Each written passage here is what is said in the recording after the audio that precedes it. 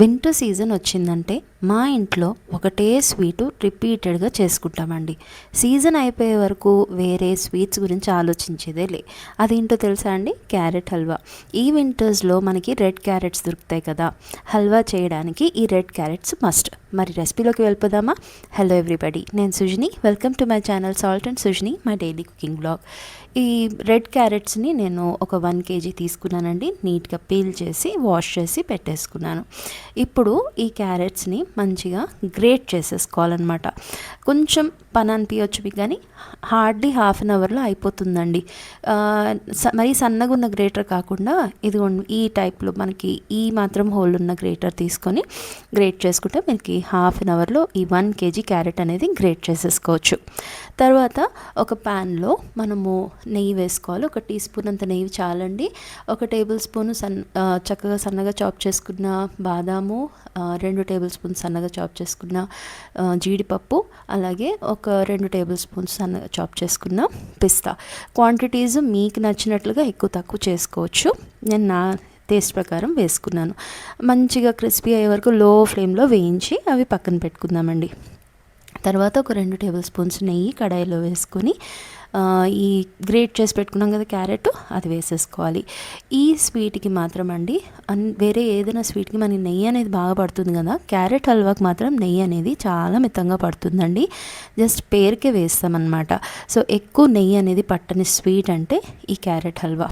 So red carrots అనేవి స్వతహాగానే చాలా తీయగా ఉంటాయండి. సో అందుకని వీటినే ప్రిఫర్ చేస్తాం క్యారెట్ హల్వా చేయడానికి.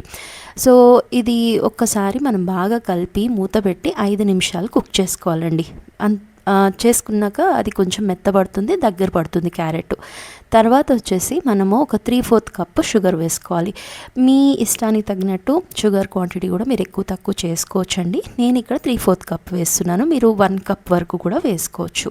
మంచిగా అంతా కలిపేసి మూత పెట్టి వదిలేసామంటే దీంట్లో నుంచి బాగా నీరు వస్తుందన్నమాట. లైక్ షుగర్ అంతా కరిగి మనకి, అలాగే క్యారెట్లో ఉన్న వాటర్ అంతా కలిపి చూసారా, నీరు అనేది బాగా వస్తుంది. ఇంకా అది బాగా కలుపుతూ మనము వాటర్ అంతా ఎగిరిపోయే వరకు లో ఫ్లేమ్లోనేనండి, కొంచెం ఓపిక్గా లో ఫ్లేమ్లో చేసుకోండి. అంత వాటర్ ఎగిరిపోయే వరకు మనము చేసుకోవాలి. కొంచెం స్టిక్కీగా అవుతుంది. ఆ తర్వాత మనము కొంచెం పాలు వేసుకోవాలి. దీంట్లో మీకు పాలు వేయడం వల్ల మంచి టేస్ట్ వస్తుంది. ఆ స్టిక్కీనెస్ అనేది పోతుంది అనమాట. ఆ పాలన్నీ కూడా ఎవాపరేట్ అయ్యే వరకు మంచిగా మనం వేయించుకుంటూ ఉండాలి. పాలన్నీ కూడా డ్రై అయిపోయిన తర్వాత కాస్తంత నేను ఇక్కడ ఇలాచీ పొడి వేసుకుంటున్నాను. అలాగే ఏవైతే ఫ్రై చేసి పెట్టుకున్నాం కదా డ్రై ఫ్రూట్స్, అవి కూడా వేసేసుకున్నాను.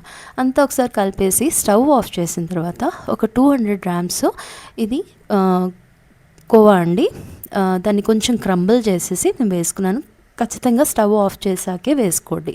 అంతేనండి, మనకి సీజన్ స్పెషల్ ఈ క్యారెట్ హల్వా అనేది రెడీ అయిపోతుంది. కొంచెం కోవా ఇంకా డ్రై ఫ్రూట్స్ తోటి గార్నిష్ చేసుకున్నాను. చాలా చాలా బాగుంటుందండి. తప్పకుండా ట్రై చేయండి. రెసిపీ నచ్చినట్లయితే లైక్ చేయండి అండ్ ప్లీజ్ నా ఛానల్ని సబ్స్క్రైబ్ చేసుకోండి. మరో రెసిపీలో కలుద్దామండి. Thank you for watching.